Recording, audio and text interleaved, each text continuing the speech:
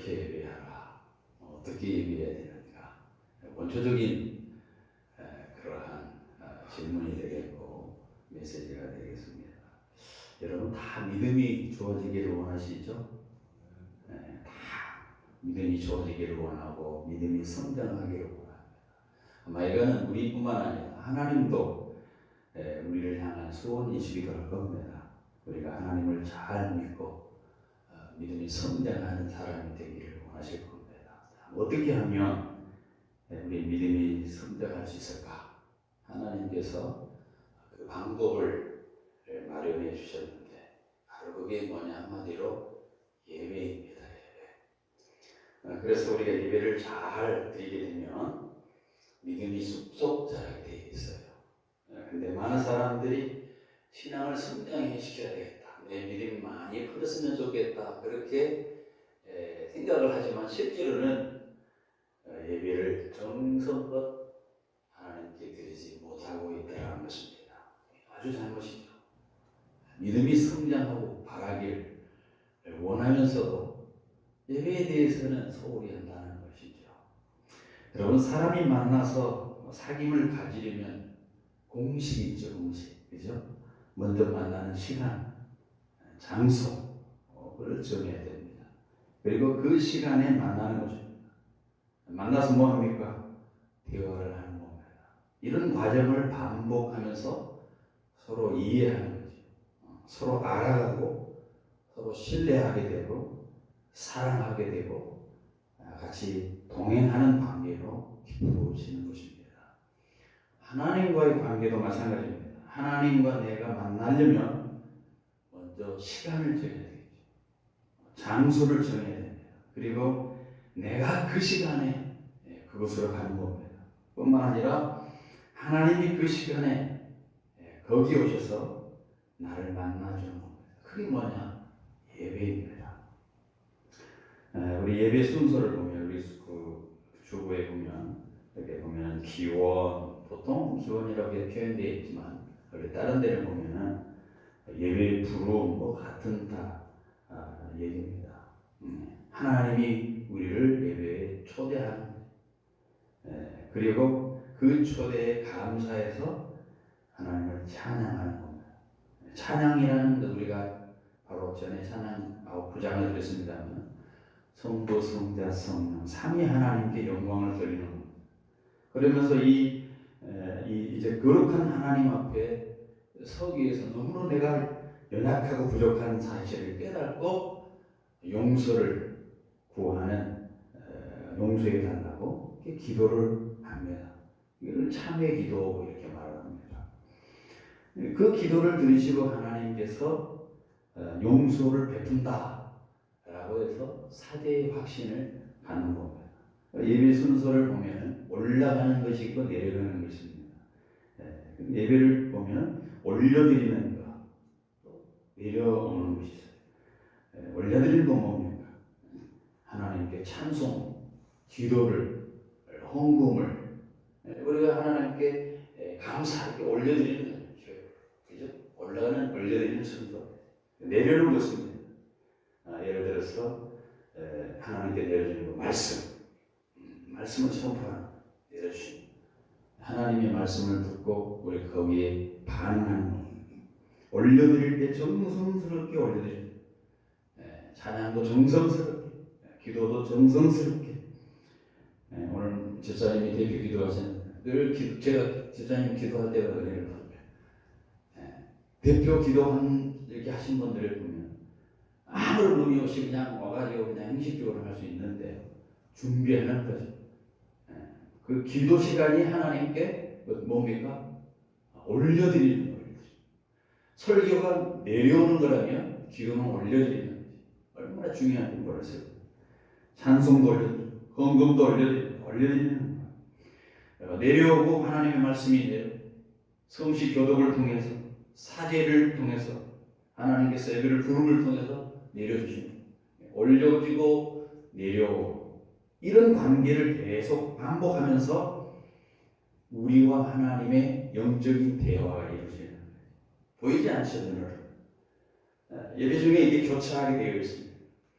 올려줄 것을 정성스럽게 올리고 하나님이 우리에게 내려주시는 것에 대하여 믿음으로 마음의 문을 열고 닫을 때 하나님과 우리가 만나서 영적인 대화, 영적인 관계가 깊어지는 것.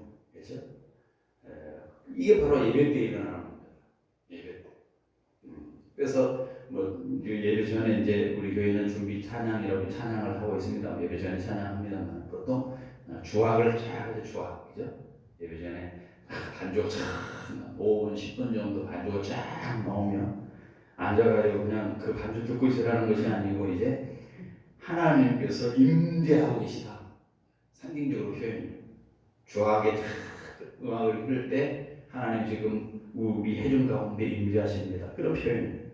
거룩한 하나님, 살아계신 하나님이 예배를 받으러 지금 이 땅에 우리의 경배를 받으러 우리의 찬양을 받으려고 왕림하신 우리에게 복을 주시려고 내려오신 것, 그것을 소리로 표현하는 게 반주로 주악과 함께 하나님 이 자리에 자정하시고 그 자정하는 시간이 되면 우리를 예배로 부르십니다. 예배로 부르. 예배가 시작되는 거예요. 여러분 교회에 올 때 벌써 이미 이 예배를 들을 때 예배가 시작돼서 예배란 우리의 믿음을 위하여 하나님이 마련해 주신 아주 중요한 제도입니다. 그리고 하나님께서 이 예배를 통해서 우리를 만나주시는 하나님과의 만남을 위해서 우리가 시스템이 필요하잖아요. 그죠? 그게 뭐냐? 예배입니다. 그것이 예배라는 거예요. 여러분이 이 예배에 나온 오늘 여러분, 제가 승리자라고 했는데 예배가 뭔가를 마음에 꼭 새기시길 바랍니다. 오늘 우리가 읽었던 요한복음에 있는 이 사장 말씀은 굉장히 예배에 대한 그런 메시지가 있습니다. 오늘 본문에 한 고독한 여인이 나옵니다. 본문을 전부 다 읽지는 않았습니다만 앞에서 쭉 보면 한 여자가 나오는데 보통 여자가 아닙니다. 인생 한번 멋지게 살아버려, 화끈하게 살아버려, 몸부림쳤던 그런 여자입니다. 그런데 실패를 했습니다. 많은 상처가 있습니다. 그 사람이 그래서 이 사람이 꼴 보기 싫어서 낮 12시에 그 뜨거운 해가 내리쬐는 그 시간에 아무도 다니지 않은 시간에 사람들 눈치 피해서 사람들 꼴 보기 싫어서 혼자서 물을 길러 우물가로 나온 한 여인입니다. 이 여자에게 예수님이 불타가지고 물 좀 다오. 그런데 이 여자의 반응은 어땠습니까? 왜 유대인인 남자가 왜 사마리아인 여자인 나에게 이런 물 달라 합니까? 물 좀 달라는데 그냥 물 떠서 주면 되는데 안 줬습니다. 물 안 줬다. 이 여인이 성격이 까칠한 여인이라는 걸 알 수 있죠. 물 주면 되는데 안 준 거예요. 그런데 예수님께서 여자를 보고 이렇게 말씀합니다. 나는 너에게 영원히 목마르지 아니하는 물을 줄 수 있다. 이 말을 듣자 이 여자가 반색을 하죠. 그런 물이 있다면 좀 내게 줘. 내게 주십시오. 내가 다시는 목마르지 않게, 그리고 여기에 물 기르러 오지 않게, 인간들 피해서 사람들 나 피해서 이 뜨거운 대낮에 여기에 물 기르러 오지 않게 해달라. 그렇게 말합니다. 그러다 예수님이 그 여자에게 이렇게 말씀합니다. 오늘 16절 이르시되 가서 네 남편을 불러와라. 이 말을 듣고 여자는 한참 생각하더니 이렇게 대답합니다. 17절에 여자가 대답하여 이르되 나는 남편이 없나이다. 예수께서 이르시되 네가 남편이 없다는 말이 옳도다. 맞다, 네 남편이 없지, 너는 남편이 없지 하시는 그 말씀입니다. 18절에 이렇게 나와요. 너에게 남편 5이 있었고 지금 있는 자도 내 남편이 아니니 네 말이 참되도다. 5명 남편이 있었죠. 6번째 지금 남자하고 살고 있어요. 그러나 그 남편도 네 것이 아니라는 거예요. 그러니 네 말이 맞다. 예수님의 말씀입니다. 자, 여러분, 내게는 남편이 없습니다. 이 말을 했던 이 여자의 그 진정한 그 말의 의미는 뭘까요? 거기에 이런 게 숨겨 있어요. 나는 지금까지 내 인생의 행복과 의미를 찾기 위해서 몸부림을 쳤었다. 남편이라는 존재가 그것을 채워줄 줄 알고 믿고 끊임없이 첫 번째, 두 번째, 세 번째, 네 번째 이 남자들을 남편으로 삼으려고 애를 쓰고 찾았지만 아무것도 얻은 게 없습니다. 내 인생은 철저히 실패했습니다. 이런 뜻이 그 속에 숨어져 있습니다. 그러니까 이 여인은 정말로 행복을 위해서 그 인생의 아름다움을 위해서 몸부림쳤던 여인인데 헛되고 헛된 것을 구한 여인이었지요. 복음성가에 그런 찬양이 있지 않습니까? 우물가의 여인처럼 나는 구했네. 헛되고 헛된 것들. 그때 주님 내게 하시는 말, 내게로 와 생수를 마셔라. 예수님 앞에 말하는 순간 이 여자는 자기의 영적인 상태를 확인하는 거죠. 그래서 그 문제 해결을 위해서 예수님께 질문을 합니다. 내가 이렇게 힘들고 내가 행복을 찾기 위해 애를 썼는데 지금까지 하는 것이 얼마나 헛된 것이었는가 자기 처지를 알고 예수님께 어떻게 하면 이것을 해결할 수 있을까 질문을 합니다. 20절에 같이 한번 읽어보도록 하겠습니다. 같이 읽습니다. 우리 조상들은 이 산에서 예배하게 하였는데 당신들의 말은 예배할 곳이 예루살렘에 있다 하더이다. 자, 여기 왜 이 질문을 했는가 하면요, 질문은 이유가 있습니다. 북이스라엘 수도는 사마리아입니다. 그런데 이 북이스라엘 사람들이 어디서 예배를 드렸냐면은 그리심산이라고 하는 곳에서 예배를 드렸어요. 왜 그랬느냐? 이스라엘이 남북으로 나뉘어져 있어요. 우리나라처럼. 오늘 우리 6.25 우리가 73주를 했는데 남북으로 나눠져 있는 상황입니다. 그래서 북이스라엘 사람들이 남쪽 유다의 수도인 예루살렘 성전에 가서 예배하게 되면 갈등을 일으켜요. 그죠? 너희들 왜 여기 내려왔느냐? 싸움 나올 수 있잖아요. 그래서 북이스라엘 왕 여로보암이 이 북이스라엘 사람들이 남쪽으로 가서 예배 드리지 못하도록 북쪽에 그리심산에다가 아예 하나님의 성소를 만들었어요. 예배할 처소를 만들었단 말이죠. 그래서 거기서 예배를 드리라고 명령했던 겁니다. 그러니까 북이스라엘 사람들은 그리심산에 있는 성소에서 예배를 드리면서 그래도 하나님은 예루살렘 성전에 드리는 예배를 더 기쁘시게 받으시지 않을까 하는 그런 영적인 콤플렉스가 있는 겁니다. 내가 지금 예배를 드려야 되겠는데 내가 지금 내 인생의 문제를 해결해야 되기 위해서 진정으로 내가 하나님께 예배를 드려야 되겠는데 그래서 내 망가진 이 삶을 회복하고 내가 지은 죄를 용서받고 하나님 앞에서 정말 아름다운 삶, 회복된 삶을 살고 싶어서 예배를 드려야 되겠는데 어디서 예배를 드려야 됩니까? 문제가 해결되지 않는 걸 보니까 내가 혹시 잘못된 장소에서 내가 예배를 드리고 있는 것이 아닌가. 예루살렘 성전에 가서 예배해야 되는데 그렇지 않고 내가 그리심산에 와가지고 예배를 드려서 내 인생이 이렇게 꼬이고 그런 것이 아니겠는가라고 하는 그런 뜻으로 질문을 한 겁니다. 그러니까 이 사마리아 여자는 늘 마음속에 예배의 장소가 문제가 되는 거죠. 예배의 장소에서 바르게 하지 못하니까 내가 이렇게 인생이 꼬이고 비참한 삶을 사는 것은 아닐까라는 그런 의구심을 가지고 있는 겁니다. 그래서 그런 질문을 하게 된 것이죠. 그런데 예수님은 뭐라고 대답하셨느냐? 오늘 21절 같이 읽어봅니다. 예수께서 이르시되 여자의 내 말을 믿어라. 이 산에서도 말고 예루살렘에서도 말고 너희가 아버지께 예배할 때가 이르리라. 자, 여기서도 아니고 저기서도 아니고 그리심산도 아니고 예루살렘도 아니다라는 거예요. 장소의 문제가 아니라는 거죠. 그죠? 왜냐하면 하나님은 우리가 생각했던 것처럼 장소에 묶여 계신 분은 아니에요. 하나님은 시공을 초월하신 분이시기 때문에 그렇습니다.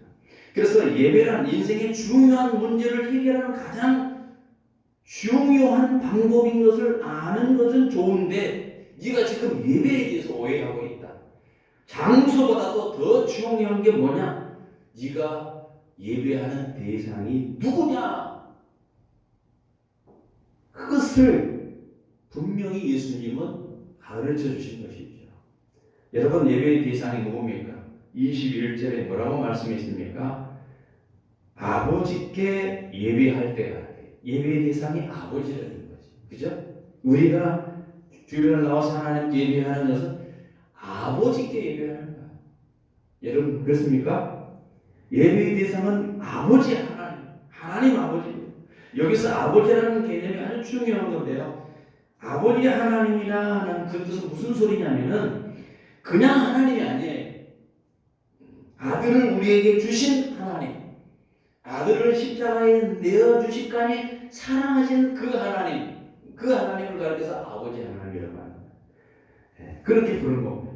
그러니까 구약 이스라엘 사람들은요, 하나님을 아버지라고 부른 적이 없어요. 부를 수도 없었어요. 그런데 하나님을 아버지라고 가르쳐 주신 분이 누구예요? 예수님이에요. 예수님은 우리에게 하나님을 아버지라고 가르쳐 주셨어요. 아버지께 예배합니다. 십자가를 통하여 자기 아들까지 우리에게 내어주신 그 사랑의 하나님을 가리켜 뭐라고 그러냐? 아버지 하나님이라고 그랬던 거죠. 그러므로 아버지께 예배한다는 말은 뭐냐면 우리가 십자가를 이해한다는 뜻이 있어요. 그죠? 십자가의 은혜를 인정하고 하나님께 드리는 예배가 하나님께 드리는 예배이고 이 예배야말로 참된 예배라는 거예요. 그냥 예배하는 게 아니고 십자가의 희생을 치러서 아들까지 우리에게 주시는 그 사랑의 하나님을 향해서 아버지라고 부르는 그 사랑의 하나님을 향해서 드리는 예배가 진짜 예배라는 거죠. 참된 예배라는 뜻입니다. 여기 보니까 하나님께 예배해야 되는 거라. 아버지 하나님께 예배해야 된다고 말합니다. 아버지 하나님께서 하나님께 어떻게 예배해야 되는가? 방법이 있어야겠죠. 24절에 방법을 가르쳤습니다. 24절 같이 있습니다. 하나님은 영이시니 예배하는 자가 영과 진리로 예배할지니라. 자, 여기서 중요한 말씀이 나오죠. 영이라는 말이요. 하나님께 예배하는 영과 진리로 영이라는 말은요. 성령의 감동을 우리가 예배 나올 때 성령의 감동을 예배해야 해요. 쉽게 말하면 우리의 영이 살아있고 뜨겁고 간절히 사모하는 성령께 붙들린 그런 상태, 바로 그게 뭐냐? 영으로 하는 예배입니다. 영이라는 의미예요. 육이 아니라 살아있다는 의미예요. 썩어질 것이 아니고 추한 것이 아니고 영적인 살아있는 것, 하나님과의 관계된 것, 그런 의미입니다. 또 영과 진리로 예배하시니라. 진리가 뭡니까? 하나님이 우리에게 가르쳐 주신 원하는 진리, 하나님께서 우리에게 가르쳐 주시길 원하는 그런 내용, 그게 뭐냐? 진리예요. 그러니까 참된 예배, 올바른 예배가 두 가지가 함께 해야 된다는 말이에요. 다시 말하면 뜨거운 감격, 성령의 감동이 있고 그것에 대해서 하나님이 함께 하시는 우리에게 주시는 말씀, 그 말씀을 깨닫고 그렇구나, 그 깨달음 가운데 예배, 이게 바로 뭐냐? 진정한 예배라는 것입니다. 그러니까요, 영은 없고 진리만 있으면 예배가 딱딱해요. 그죠? 성령의 역사심이 없고 딱딱해. 영은 있지만 진리가 없다. 막 뜨겁기는 해. 진리가 없다. 미신으로 가지, 미신. 사이비 종파로 간다. 진리가 없으니까. 그렇게 되는 겁니다. 그래서 영과 진리로 함께 가야 돼요. 성령의 감동과 영적인 갈망을 가지고 거기에 대해서 하나님의 올바른 진리의 내용을 들어야만, 그리고 그것을 가지고 하나님께 나아가야만 그것이 바로 온전한 예배가 된다라고 주님이 가르쳐줬던 거죠. 여러분, 우리가 왜 예배를 영과 진리로 드려야 되느냐 하면 영으로 드려야 되는 이유가 뭐냐? 24절에 하나님은 영이시기 때문에 그렇다는 거예요. 우리가 왜 영으로 드리냐? 영이신 하나님께 드려야 되기 때문에. 하나님이 영이시기 때문에 우리는 지금 육신을 입고 있지만 그런데 하나님은 영이신 거예요. 교통하기 위해서 우리가 영적인 그런 것으로 나아가야 된다는 거죠. 여러분, 예배는 반드시 영적으로 되어야 됩니다. 그 이유가 뭔지를 우리 간단하게 제가 설명을 하면 이렇게 설교를 예를 들어 생각해요. 설교. 하나님께서 우리에게 하실 말씀이 설교겠죠. 그죠? 이 말씀을 통해서 우리에게 들려주고 싶은 내용이 있죠. 그 내용을 하나님은 우리에게 어떻게 알려주냐면 영으로 알려주세요.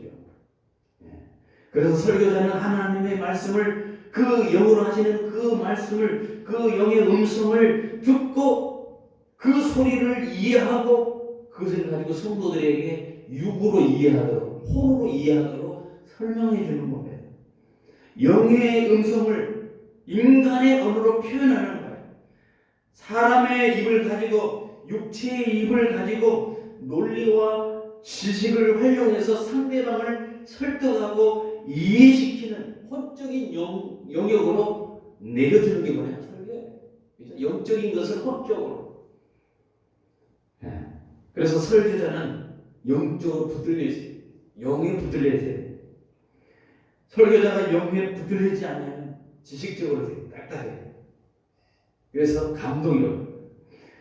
여러분, 반면에 성도들은 어떻습니까? 회중들은 설교를 듣는 사람들은 어떻게 들어야 됩니까?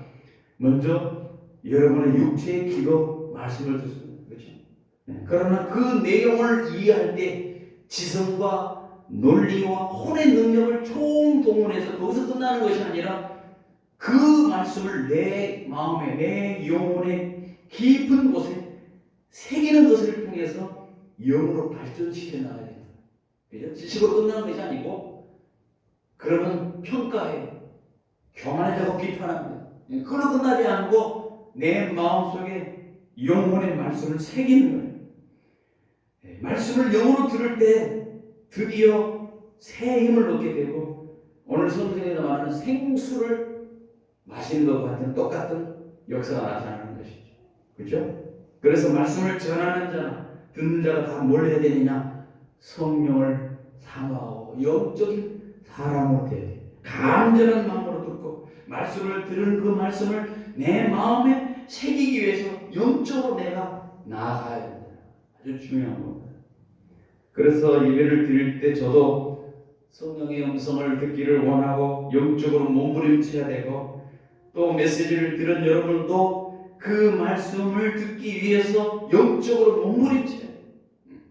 성령을 사모하고 하나님 저 말씀을 통해서 내가 변화되어지고 내가 하나님을 알게 되고 이해하게 되고 하나님 더 깊은 교제소로 가기를 원합니다. 이런 간절한 마음을 가지고 나야 돼요. 그런데 예배 드릴 때 다른 생각을 하거나 핸드폰을 보거나 카톡을 검색하거나 졸거나 하면 은혜가 되겠습니까? 될 수가 없죠. 그렇죠? 예를 들어볼까요? 우리가 이제 회사에서 회의를 한다고 생각해 보십시오. 가정해 보십시오. 어떤 결론을 도출하기 위해서 회의를 하게 되면 사람이 쭉 이렇게 앉아서 의자에 딱 배열해서 앉으십시오. 먼저 앉아가지고 먼저 어떤 마음을 가져야 돼? 열린 마음을 가져야 돼. 회의를 하니까, 그죠? 상대방 얘기를 들어야 되겠다. 열린 마음을 가지고 머리를 맞대고 그 사람의 눈을 보고 상대방이 하는 말에 귀를 담아도 또박또박 듣고 수긍이 가면 머리를 끄덕끄덕거리고 이렇게 해야 돼. 그러면서 나는 어떤 말을 할까? 내 어떤 의견을 제시할까? 자기 말을 표현하고 상대방의 말을 들어주고 이렇게 함께 고민하면서 마침 그 회의의 결과를 도출해내죠. 그렇죠? 근데 내가 중요한 얘기를 하고 있는데 상대방이 회의실에 앉아가지고 나를 쳐다보지도 않고 카톡을 보고 있다든가 핸드폰을 한다든가 고개를 숙이고 있다든가 자기 생각만 하고 있다든가 삐딱한 자세로 앉아있다든가 삐딱한 태도로 있다면 말하는 사람이 어떻겠습니까? 그죠? 기분이 좋을까요? 야, 저 사람이 왜 나를 안 쳐다보고 있지? 내게 무슨 불만이 있는 걸까? 지금 저놈이 뭐 하는 거야? 이런 생각이 들지 않겠습니까? 여러분이 회의 참석했다면 여러분 어떤 느낌이 들겠습니까? 거기서 여러분이 회장으로서 회의를 진행한다면 어떤 사람이 그런 태도로 그 회의에 임했다면 어떤 생각이 들겠습니까? 여러분, 우리는 여러 가지 할 수 있는 능력을 가진 것도 있어요. 멀티플레이어라고 그러잖아요. 그런 사람들이 있어요. 공부할 때 보면 학생들은요, 귀에다가 이어폰을 꽂고 음악을 들으면서 할 수 있어요. 책을 읽을 때도 막 시끄러운 곳에서 커피를 마시면서 시끄러운 음악 속에서 책을 읽는 사람도 있습니다. 뭐 공부할 때 그렇게 해도 좋습니다. 회의할 때 그렇게 해도 좋습니다. 그런데 예배할 때는 그렇게 하면 안 돼요. 예배의 대상이 누구라고요? 하나님 아버지. 우리가 예배하는 그 대상은 하나님 아버지예요. 아들까지 내어주고 영으로 임재하면서 우리를 사랑하시고 우리를 예배를 만나기 위해서 하나님께서 방법을 주셨는데 그 방법에 대해서 거절하고 정성으로 나아가지 않고 뜨거운 마음으로 나아가지 않는다면 그게 무슨 예배가 은혜가 있겠습니까? 그것이 어떻게 하나님께 드려진 예배가 될 수 있겠습니까? 특별히 우리가 예배할 때 이 예배를 방해하는 어둠의 권세가 있습니다. 영적인 권세가 있습니다. 그것을 물리치기 위해서 우리가 마음을 굳게 모아야 돼요. 졸음이 오면 그냥 졸음을 푹 참고, 그렇죠? 다른 생각이 들어올 때 어떤 생각이 들어오지 않도록 집중하고 똑바로 눈을 뜨고 말하죠. 진심을 다해서 하나님 앞에 올려드리는 마음을 다해서 올려드리는 예배가 필요합니다. 그래서 찬송을 부를 때도요, 왜 욕하고 싸울 때는 목소리가 크게 하는데 찬송을 할 때는 목소리 작은지 몰라. 그죠? 화낼 때는 막 소리 지르는데 목에 막 핏대가 없어서 하면서 하는데 찬송을 하는 데는 힘을 안 들고 하려고 그래요. 왜 그럴까요? 찬송할 때 가장 큰 목소리를 해야 돼요. 아멘도 마찬가지죠, 그죠? 찬송할 때 이렇게 해야 되죠. 어떤 분들은 거의 찬송할 때 입만 뻥긋뻥긋 하고 계신 분이 있어요. 아니, 우리 중에 말고 다른 교회 그래서 다른 교회 그런 분들이 있어요. 그런데 그거는 정성을 다한 게 아니죠, 그렇죠? 우리가 찬양할 때 영원히 그 깊은 데서 맑은 가락이 울려나네. 찬송을 참 영혼의 찌꺼기가 벗겨지고 내 마음에서 맑은 가락이 흘러나오도록 그렇게 해야 되지 않겠느냐. 원망, 탄식, 한숨으로 가득 깃던 내 입에서 정말 살아있는 은혜의 찬송이 나올 수 있도록 다 입을 좀 정결케 해서 정성을 다해서 하나님을 찬송해야 되지 않겠어요? 우리가 영과 진리로 예배하면 반드시 만나게 되는 것이 있어요. 하나님을 만날 수 있어요. 아멘입니까? 이 공식이에요. 영과 진리로 예배하지 아니하면 하나님 만날 수 없어요. 수억만 번 예배 자리로 나온다 할지라도 만날 수 없어요. 다시 오늘 본문으로 돌아가서 여러분, 그렇다면 장소가 중요하지 않다면 어디서 언제 드려도 된다는 말인가? 요즘 코로나19 지나고 나서 사람들 교회 많이 안 나와요. 많은 교회들이 그렇다고 해요. 통계적으로 그냥 집에서 앉아서 유튜브 보고 있는 거예요. 교회 올 필요가 없다고 생각해요. 온라인으로 다 되지 않겠습니까? 그런데 여기서 중요한 관계가 생깁니다. 내가 신령과 진리로 예배하고 그래서 내 영혼이 살아있게 되면 살아있는 영혼은 반드시 기억해야 될 것은 장소를 찾게 됩니다. 그곳으로 가서 예배 드리고자 하는 갈망이 나오게 되어 있어요. 예를 들어볼까요? 내가 어떤 사람 꼭 만나고 싶습니다. 어떤 음식을 꼭 먹고 싶어요. 그러면 어떻게 합니까, 여러분은? 갈 수 없을 땐 전화를 합니다. 잘 있냐고, 안부를 묻고, 보고 싶다고, 사랑한다고 전화를. 사진을 보면서 위로받을 수 있습니다. 근데 가고 싶은데 갈 수 없는 그런 심정이 올 때는 그런 마음, 한대로 마음이 갔습니다. 만나고 싶은데 그러면 진짜 만나고 싶다, 보고 싶다 하면 어떻습니까? 그 사람을 찾아가요. 그죠? 내가 그 음식이 꼭 먹고 싶다. 요즘 음식 때문에 그 음식 좋아하는 분들은 이제 꼭 거기 가서 먹어야 되고 그 원조를 가야 돼. 그 원조지. 동대문에 뭐지? 닭 한 마리 집이 닭 한 마리 집. 거기 진옥카시가 원조예요, 원조. 진옥카에는 사람이 수십 명이 줄 서 있어. 원조는 다른 사람이 원조로 다 붙어있는데 보는 사람 별로 없어. 진옥카 거기만 원조로 사람들이 팍 번호판 갖고 있어요. 저도 거기 가서 원조집에 가서 먹어봤어요. 모르죠. 다른 거 비교를 안 해봤으니까. 원조기 때문에 가는 거야, 사람들이. 쫓아가서. 그 원조 가는 것에 대해서 자부심을 가지고 있어. 나는 가서 먹었다. 그래서 거기다가 또 올리잖아요. 이렇게 또 뭐, 그치? 자기 페이스북에다가 뭐다 올려서 카톡, 이런 거 올리잖아요. 사람들이 진짜 먹고 싶으면 여러분 불원천리 몰다 않고 오는 거예요. 진짜 하나님을 만나고 싶고 하나님을 가까이 하고 싶다. 정말로 그런 하나님 앞에 내가 가기를 원한다면 제주도가 문제입니까? 일본에서도요. 아니 외국에서도 비행기 타고 온다니까 그 예배. 갈망이 있으니까요. 장소를 찾게 되어 있는 거예요. 여러분 먹고 싶은데 꼭 먹고 싶은데 거기 가요. 만나고 싶으면 그 어떤 시간 다 쪼개서 다 만나요.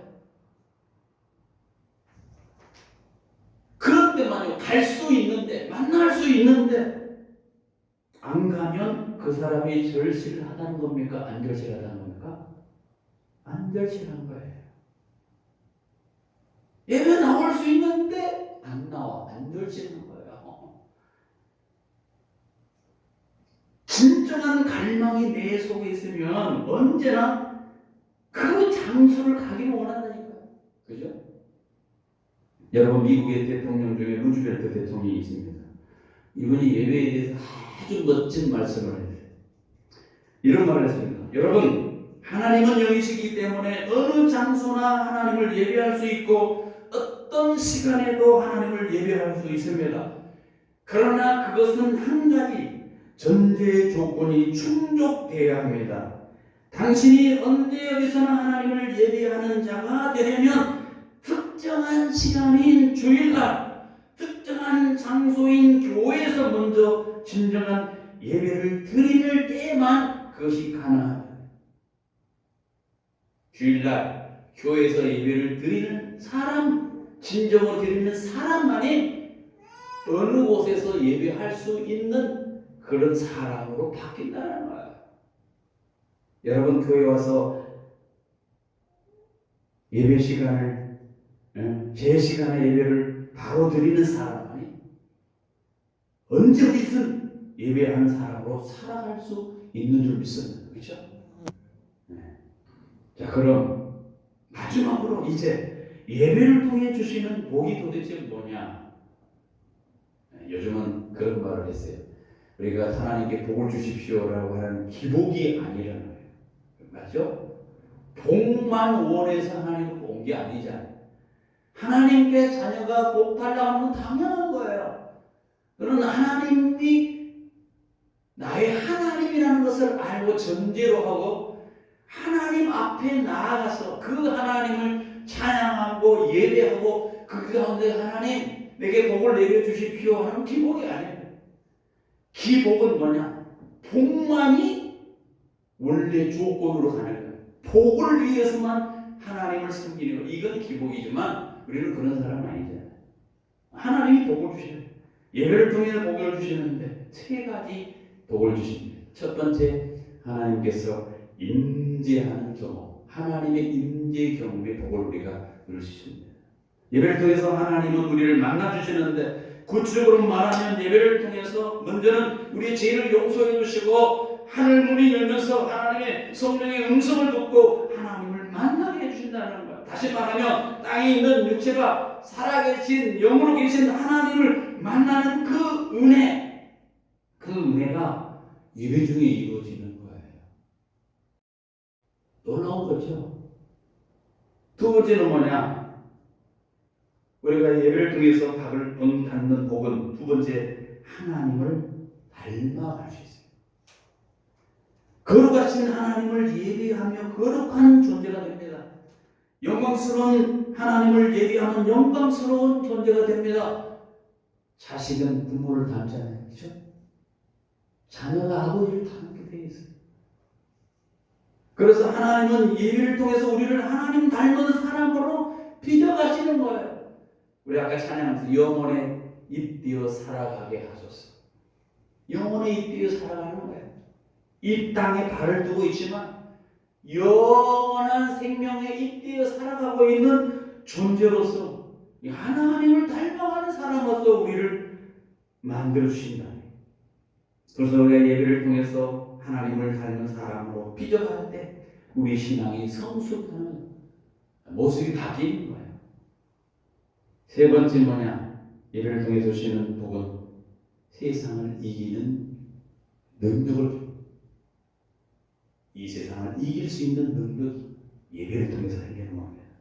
예배하고 얻는 은혜를 가지고 세상에 나가 싸워 이길 수 있도록 하는, 그래서 예배에 와서 하나님의 말씀을 듣습니다. 그 말씀을 통해서 세상의 본질에 대해서 이해합니다. 세상이 어떤 세상인지, 세상의 가치관이 뭔지, 세상 사람들이 어떤 형편에 놓여 있는지, 그리고 내 형편이 무엇인지 바르게 파악하게 돼, 이해하게 돼, 알게 됩니다. 그래서 적을 알고 나를 알고 해서 어떻게 됩니까? 싸우면 백전백승. 그 용기, 그 의지, 그 새 힘을 언제 공급해 주시느냐? 예배를 통해서 공급해 주시는 말씀을 듣고 하나님의 감동이 내 속에 와서 세상을 누릴 수 있는 능력이 우리 속에 임하는 겁니다. 그래서 여기서 나온 말이 뭐냐? 교회란 영적인 주유소와 같다. 영적인 주유소. 여러분, 아무리 좋은 벤츠, BMW, 테슬라, 얼마나 좋은 차들이 많이 있습니까? 그런데 그 차들에 기름이 없다고 생각. 기름이 없다고. 테슬라는 요즘 전기가 되는데, 전기 충전을 하는데, 만약에 전기 충전이 안 되고 배터리 없다고 생각해요. 경유차, 가솔린차 같은 경우는 기름이 없다고 생각해 봅시다. 아무리 좋은 차만 뭐하냐 이거죠. 가지 못하지. 그죠? 네, 할 수가 없고 달릴 수가 없습니다. 하나님의 은혜에 기름을 받고 하나님의 은혜에 충전이 되어 때 우리가 여섯 동안 세상에서 나가서 열심히 살아갈 수 있는 힘을 공급을 받는 거예요. 그래서 주일날 예배에서 여러분이 나오는 게 바로 한 주간의 승리다. 그 말이에요. 우리는 주일이 첫날이에요. 할렐루야. 주일은 마지막 날 아닙니다. 월화수목이 아니에요. 일월화수목 시작되잖아요. 간다 보세요. 일월화수목 시작되는데 꼭 월화수목 금토일 이렇게 생각하는 거예요. 아니에요.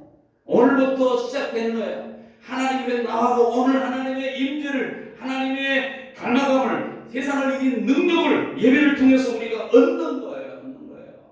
그 복을 받는 거예요. 그래서 22절에 이렇게 표현을, 22절 한번 읽고 22절 같이 읽습니다. 시작.